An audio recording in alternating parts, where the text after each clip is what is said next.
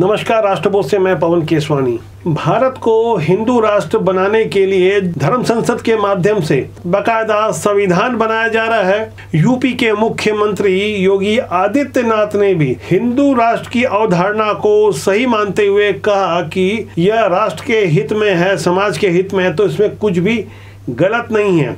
इस तरह की बातें देश में अचानक से नहीं आई है। पिछले कुछ सालों में जिस तरह से देश का माहौल तैयार हुआ है, यहाँ लाल सिंह चड्ढा जैसी हिंदी फिल्में इसलिए बायकॉट के माध्यम से फ्लॉप करवा दी जाती है क्योंकि 8 साल पहले उसके अभिनेता आमिर खान ने हिंदू आस्थाओं के विपरीत जाकर कोई फिल्म बनाई थी और वो फिल्म उस वक्त हिट हुई थी। इसलिए सनातनियों ने एकजुटता दिखाते हुए लाल सिंह चड्ढा जैसी फिल्म को फ्लॉप करवा दिया। हिंदुत्व के प्रति ऐसी जागरूकता लगातार नए नए स्वरूप में देखने को मिल रही है, जहां राष्ट्रीय स्तर पर नेता भी हिंदू और हिंदुत्व की परिभाषा समझाने लगे हैं।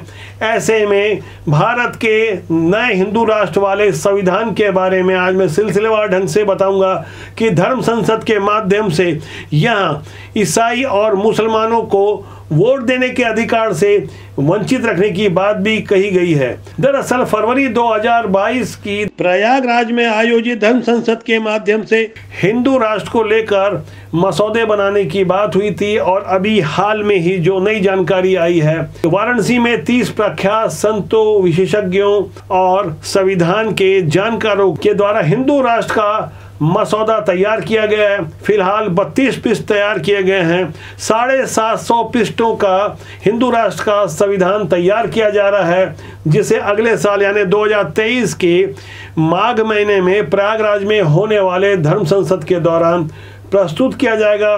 तब तक लक्ष्य रखा गया है कि इस संविधान के लगभग आधे भाग यानी 300 पृष्ठों को तैयार कर लिया जाए। फिलहाल जो 32 पृष्ठों का मसौदा तैयार किया गया है, उसमें मुख्य बातों को आपको जानना समझना जरूरी है। आखिर ऐसे हिंदू राष्ट्र के संविधान की कितनी महत्ता है और आने वाले दिनों में देश की राजनीति, सामाजिक, धार्मिक दशा दिशा में इसका कितना प्रभाव पड़ेगा, इस पर भी चर्चा बहुत जरूरी है। हिंदू राष्ट्र संविधान के 32 पन्नों में शिक्षा, रक्षा, कानून और व्यवस्था, मतदान प्रणाली, राज्य के मुखिया के अधिकार के बारे में बताया गया है, जिसमें इस बात का उल्लेख है कि वाराणसी देश की राजधानी नई दिल्ली की जगह बनेगी। इसके अलावा काशी यानी वाराणसी में धर्म संसद बनाने का भी प्रस्ताव है। एक प्रस्ताव यह भी है कि मुस्लिम और ईसाई को वोट देने के अधिकार से वंचित रखा जाए, भारत के प्रत्येक नागरिक को सैन्य प्रशिक्षण दिया जाए और कृषि को पूरी तरह टैक्स फ्री रखा जाए। इतना ही नहीं, इस हिंदू राष्ट्र के संविधान में 16 साल की उम्र पूरा करने पर वोट देने के अधिकार की बात लिखी हुई है, जबकि चुनाव लड़ने की आयु 25 साल सुनिश्चित की गई है। धर्म संसद के लिए कुल मिलाकर 543 सदस्य चुने जाएंगे। यह ब्रिटिश काल के नियमों को समाप्त कर देगा और सब कुछ वर्ण व्यवस्था के आधार पर चलाया जाएगा। हिंदू राष्ट्र संविधान मसौदा समिति में संरक्षक आनंद स्वरूप, जो कि शांभवी पीठाधीश्वर एवं शंकराचार्य परिषद के अध्यक्ष हैं, इनके अलावा इस समिति में अध्यक्ष के रूप में शामिल हैं कामेश्वर उपाध्याय, सुप्रीम कोर्ट के वरिष्ठ अधिवक्ता BN रेड्डी, रक्षा विशेषज्ञ आनंद वर्धन, सनातन धर्म के विद्वान चंद्रमणि मिश्रा, डॉक्टर विद्यासागर आदि शामिल हैं। जैसे कि आप देख सकते हैं, हिंदू राष्ट्र संविधान के कवर पेज को अखंड भारत का इसमें नक्शा है। मानचित्र के माध्यम से यह दिखाने का प्रयास किया गया है कि जो देश भारत से अलग हो चुके हैं उन्हें भविष्य में भारत में विलय किया जाएगा।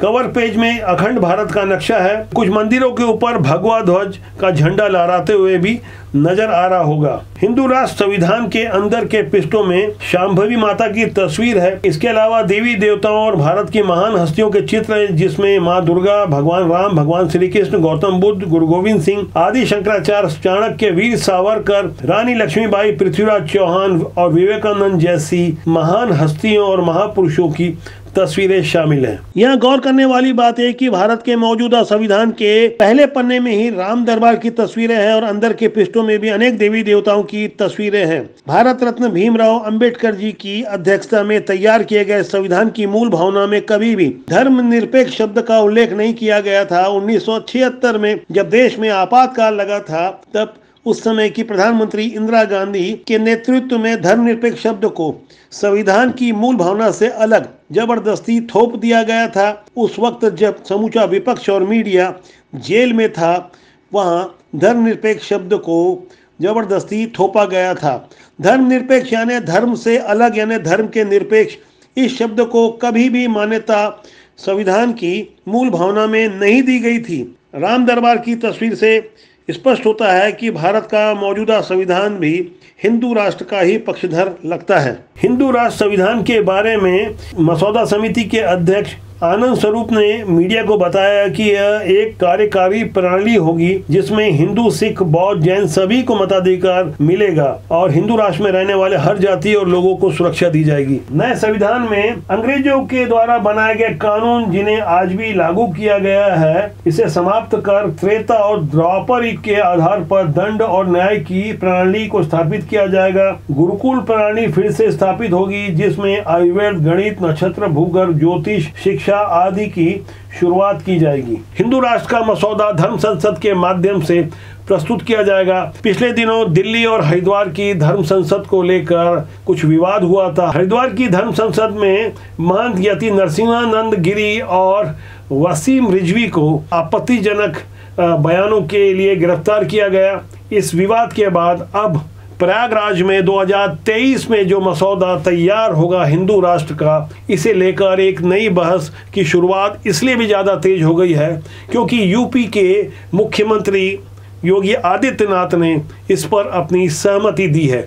इसे लेकर विपक्षी दलों की ओर से भी तीखे बयान आने शुरू हो गए हैं। मायावती से लेकर शरद यादव जैसे तमाम विपक्षी मुखरित होकर अपनी बातें कह रहे हैं, जबकि हिंदू राष्ट्र के पक्ष में सुब्रमण्यम स्वामी और विनय कटियार जैसे फायर ब्रांड हिंदूवादी भी अपना पक्ष रख रहे हैं। आप संक्षेप में सिलसिलेवार ढंग से उनकी बातों को सुनिए। उसके बाद मैं एक ऐसे वीडियो पर आऊँगा जिसे देखने के बाद आपको यकीन हो जाएगा कि क्रिया की प्रतिक्रिया आजकल किस तरह से हो रही है। छोटे छोटे बच्चों में हिंदू राष्ट्र के प्रति किस तरह की भावना उभर रही है, इसे भी आप समझिएगा। फिलहाल आप राजनीति से जुड़ी इन हस्तियों के बयानों को सुनिए जो हिंदू राष्ट्र के विरुद्ध भी बोल रहे हैं और हिंदू राष्ट्र के पक्ष में भी बोल रहे हैं। प्रदेश के मुख्यमंत्री ने जो हिंदू राष्ट्र बनाने की जो बात कही है या उसको समर्थन दिया है, तो उनको ये बात कहने के साथ साथ भारतीय संविधान का भी अध्ययन करना चाहिए। योगी आदित्यनाथ ने कहा है कि हिंदू राष्ट्र की अवधारणा गलत नहीं है क्योंकि हिंदुत्व जीवन जीने की एक शैली है और इससे कोई सहमत नहीं है। राष्ट्र एक अस्मिता है और अस्मिता मुसलमान का भी है क्योंकि वो उनका पूर्वज हिंदू है। इसीलिए जब हम हिंदू राष्ट्र कहते हैं हम उसको कोई संविधान में परिवर्तन के लिए बिल्कुल नहीं सोचते, हम इसको अपना अस्मिता मानते हैं। इसी उस दृष्टि से कहते हैं। योगी जी ने जो कहा है बिल्कुल ठीक कहा है और सही परिस्थिति में कहा। हिंदू राष्ट्र है, स्वाभाविक है।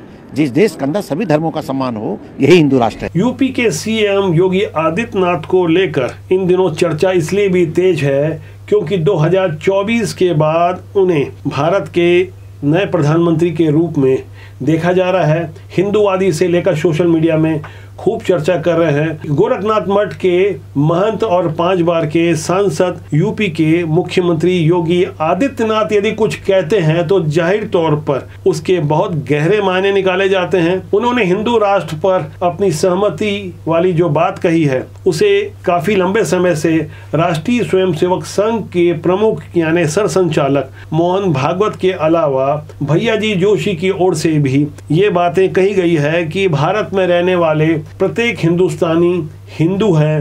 भारतीयों को उन्होंने हिंदू बताया, इसमें सारे लोग समाहित हैं। इस शब्द के मायने तलाशते हुए हम 1995 के सुप्रीम कोर्ट के उस बयान की ओर भी आपका ध्यान आकर्षण करवाना चाहेंगे जहां हिंदू को एक विचारधारा बताया गया था। आजादी के 75 साल यानी अमृत महोत्सव मना चुके नए भारत की तस्वीर किस तरह से बदल रही है। दरअसल 1999 में भारत के तत्कालीन संसदीय कार्य मंत्री स्वर्गीय प्रमोद महाजन ने उस समय के प्रधानमंत्री अटल बिहारी वाजपेयी वाली सरकार की ओर से एक बयान दिया था जिसमें कहा था कि संविधान पर समीक्षा जरूरी है। तब 24 दलों वाली उस सरकार के ही घटक दलों की ओर से काफी विरोध किया गया था और समीक्षा तक नहीं हो सकी, जबकि लगातार संविधान में संशोधन हो रहा है। जो कानून अब से 72 साल पहले जारी किए गए थे 1950 के गणतंत्र दिवस के बाद से क्या उस पर आज समीक्षा जरूरी है या नहीं? आप कमेंट बॉक्स में जाकर जरूर लिखिएगा। फिलहाल देश में लगातार कानून हटाए जा रहे हैं, कानूनों में संशोधन हो रहा है। ऐसे में हिंदू राष्ट्र की अवधारणा के पहले मैं आपको यूपी से आया हुआ एक वीडियो दिखा रहा हूं, जो कि स्वतंत्रता दिवस के दौरान का है। लखनऊ के मालवीय नगर के एक स्कूल का वीडियो है। जैसा कि आप इसमें देख पा रहे हैं, स्वतंत्रता दिवस का समारोह चल रहा है, छोटे छोटे बच्चे आए हुए हैं। भारत माता बनी हुई एक बच्ची जो अपने सर में एक मुकुट धारण की हुई है, वहां बाजू में टोपी पहना हुआ एक लड़का बच्ची के सर से मुकुट को उतार कर जमीन में रखता है। उसके बाद उस बच्ची के सर पर हिजाब जैसे एक कपड़ा रखा जाता है। वहां उपस्थित जनों के सामने ये बच्चे और ये जो भारत माता बनी हुई बच्ची घुटने टेक कर नमाज पढ़ती नजर आती है।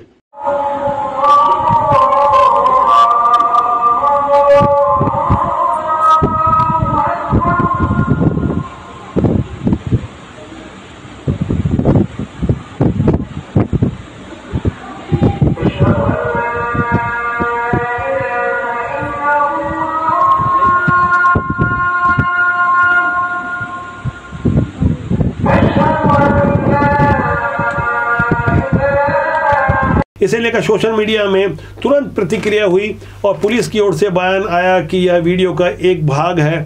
सौहार्द के लिए ऐसी तस्वीरें जारी की गई। तब यहाँ प्रश्न खड़ा होता है कि सौहार्द तो तब नजर आता जब अब्दुल भी आरती करता हुआ दिखाई देता। दरअसल ऐसी तस्वीरें पहले भी जारी होती रही है, लेकिन बदले हुए भारत में जहां लाल सिंह चड्ढा का विरोध 8 साल पुरानी वाली एक फिल्म के कारण होता है, ऐसे बदलते हुए भारत में आप हिंदू राष्ट्र के अगर हिमायती हैं या अपनी बातें रखना चाहते हैं, ऐसे सारे ज्वलंत विषयों को समझने के लिए आप राष्ट्रबोध को अगर सब्सक्राइब नहीं किया तो सब्सक्राइब कर लीजिए। कमेंट बॉक्स में जाके अपनी राय देंगे, तब ऐसे संवेदनशील विषय पर हम विस्तार से आगे भी इस जनमंच के माध्यम से नई प्रस्तुतियां देते रहेंगे। नई नई जानकारियां और नए नए अपडेट्स के लिए राष्ट्रबोध के साथ बने रहें। नमस्कार।